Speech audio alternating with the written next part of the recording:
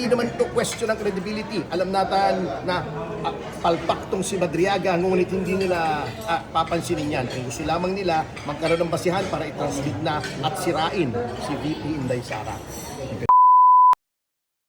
Credible daw. Pero alam naman po nating lahat, it's not a question of credibility, it's a question of political expediency. Sasabihin nilang credible yan para lamang i-transmit sa trial ang articles of impeachment. At gagamitin nila itong hearing para sirain si VP Sara Duterte. Alam naman po natin yan, kaya huwag tayong paloko, huwag tayong pabudol. Tignan natin ang mga pagmumukha niyang sina Luistro, si Ridon, napakalaki ng mukha ni Ridon, si De Lima, si Chel Jokno. Yan ang mga tao na ayaw na iboto natin ang gusto nating maging Pangulo sa 2028. Hinahadlangan nila. Sila yung mga elitista na ayaw nila ang sigaw ng taong bayan. Ang taong bayan, ang tunay na may sovereignty. Pinipigil po nila ang demokrasya, pinipigil nila mga kalaban sila ng sambayanang Pilipino. Excuse, attorney. Excuse. Attorney Picasso, ano po masasabi natin doon sa represent me ng witness ni si Madriaga na puro naman po mali ang pinagsasabi doon kaysa pinapakita niyang evidences doon? Yun nga po, nasagot ko na po kanina na hindi naman to question ng credibility. Alam natin na palpak tong si Madriaga, ngunit hindi nila papansinin yan. Ang gusto lamang nila, magkaroon ng basihan para i-transmit na at sirain si VP Inday Sara. Okay. Attorney, paano natin maasahan itong demanda laban kay Romualdez sa ombudsman? Ito ba'y masisiguro natin na maaprobahan ni Boyeng Remulla? Hindi natin alam. Pero katulad ng sinabi ko at uulitin ko naman, magalit na ang gustong magalit, si Remulla ay tuta ng Malacanang. Alam naman natin yan. Huwag na tayo maglukuhan o magmulahan.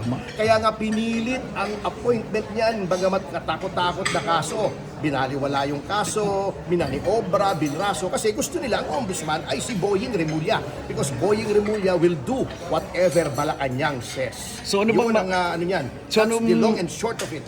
Anong maasahan po natin dyan pagdating sa ombudsman? Ito ba ay mawawalang bisa ang kaso ni Romualdez? Hindi natin alam. It remains to be seen. Pero I am not optimistic.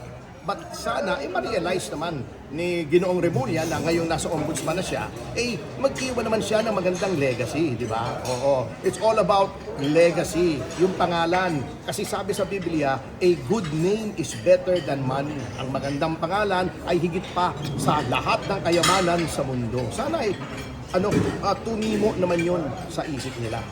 Thank you. Ano po masasabi natin ngayon na gusto nilang idiretso ngayon si Saldico sa ombudsman? Alam naman natin kung ano ang kagagalan ng ombudsman. Ano po masasabi? Ewan ko, diskarte nila yan. Pero kung ako sila, ang tagal-tagal na nilang sinasabi sa mga hearing sa Blue Ribbon, sa House na si Saldico ang mastermind, edi tawagin nila. Pag hindi nila tinawag, may tinatago sila. May kinukilingan sila, may kino-cover up sila. Malinaw lang yan. Very simple lang naman yan eh. Ayaw nilang palakihin yung issue ni Saldico kasi madidistract yung kay VP. Matatakpan yung kay VP. Gusto nila, laging pinag-uusapan, si VP at saka yung mga palpak na mga ebidensya at mga testigo laban kay VP. Attorney, kamakailan lang po nung nakita natin si BBM na nagbiyot ng bigas at sabi niya, sino may sakit? Ano pong reaction niyo dun, sir? Di walang sakit, maigi. Alam niyo, ito, seriously, lagi kong sinasabi, huwag tayong magpapakalat ng mga maling impormasyon tungkol sa presidente. Whether you like the president or you do not like the president, siya ang ating Pangulo. Kung may basihan, bakit hindi? Pero kung walang basihan, huwag po tayong magpakalat ng maling impormasyon. Ako, never kong ginawa yan na mamatay na, o malubha, o nasa ganitong ospital, o nasa ganyang ospital, o patay na, may time of death pa. Never ko pong pinalaganap yung mga ganyang impormasyon. Although, alam niyo naman, kritiko tayo ni Pangulong Marcos. Attorney, hindi na raw po imbitahan si Madriaga sa next hearing ng... Bahala sila sa buhay nila. Salamat po. Salamat po.